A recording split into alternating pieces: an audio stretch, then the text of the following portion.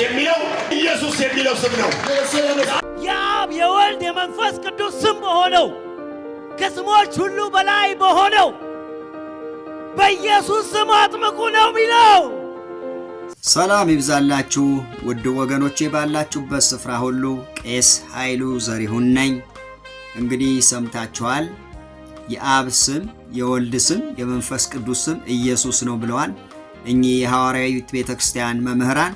መጽሐፍ ቅዱስ ምን ይላል? መጽሐፍ ቅዱስ በአንደኛ ዮሐንስ ምዕራፍ 2 ከቁጥር 22 ጀምሮ እንዲህ ይላል። ክርስቶስ አይደለም ብሎ ኢየሱስን ከሚክድ በቀር ውሸተኛ ማን ነው? አብንና ወልድን የሚክድ ይህ የክርስቶስ ተቃዋሚ ነው ይላል።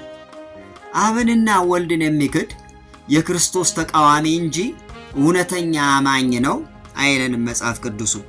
በዚሁ ምዕራፍ ላይ ቁጥር 24 ላይ እናንተስ ከመጀመሪያ የሰማችሁት በእናንተ ጸንቶ ይኖር፣ ከመጀመሪያ የሰማችሁት በእናንተ ቢኖር እናንተ ደግሞ በወልድና በአብ ትኖራላችሁ ይለናል።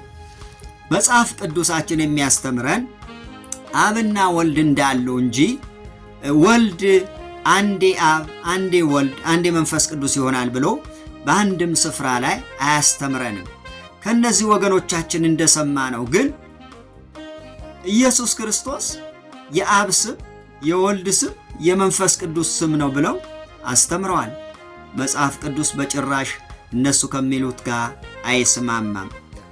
በዚሁ ምዕራፍ ላይ አንደኛ ዮሐንስ ምዕራፍ 1 ቁጥር 3 ላይ እንደዚህ ይላል፣ ኅብረታችንም ከአባት ጋር ከልጁም ከኢየሱስ ክርስቶስ ጋር ነው ይላል። በዚህ ስፍራ ላይ እንደሰማችሁት እንዳነበባችሁትም እንዳያችሁትም ኅብረታችን ይላል። የማ ኅብረት? ሐዋርያቶች ናቸው። ሐዋርያው ዮሐንስ ነው ይህን ስፍራ የጻፈው። ኅብረታችን ከአባት ጋር ከልጁም ከኢየሱስ ክርስቶስ ጋር ነው ብሎ አጽንዖት ሰጥቶ ነግሮናል። እኛም ዛሬ አማኞች የሆንን እግዚአብሔርን አምናለሁ መጽሐፍ ቅዱስ የእግዚአብሔር ቃል ነው ብለን የምናምን ኅብረታችን ከማን ጋር ነው? ከአባት ጋር ካልሆነ ከልጁ ከኢየሱስ ክርስቶስ ጋር ካልሆነ እምነታችን ከንቱ ናት ማለት ነው። በሁለተኛ ዮሐንስ ምዕራፍ 1 ከቁጥር 9 ጀምሮ ስናነብ እንደዚህ ይላል፣ ለሚወጣ ሁሉ በክርስቶስም ትምህርት ለማይኖር ሰው አምላክ የለውም። በክርስቶስ ትምህርት ለሚኖር አብና ወልድ አሉት ይላል።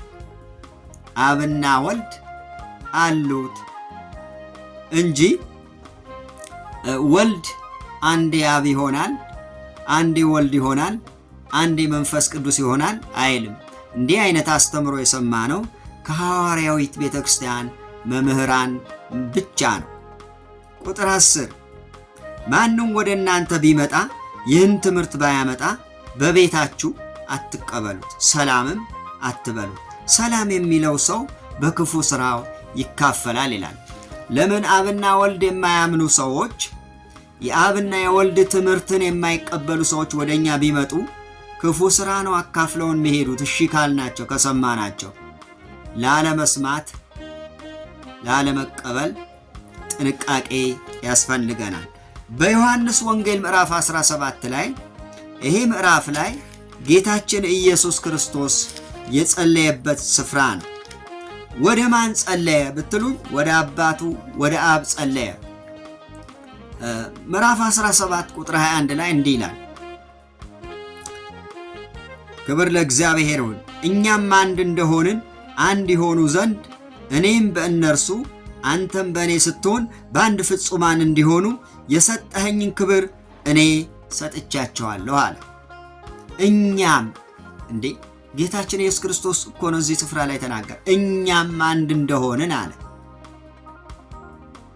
እነሱም አንድ እንዲሆኑ ክብር ሰጥተኸኛል፣ የሰጠኸኝ ክብር ደግሞ ሰጥቻቸዋለሁ ብሎ በዚህ ስፍራ ይነግረናል።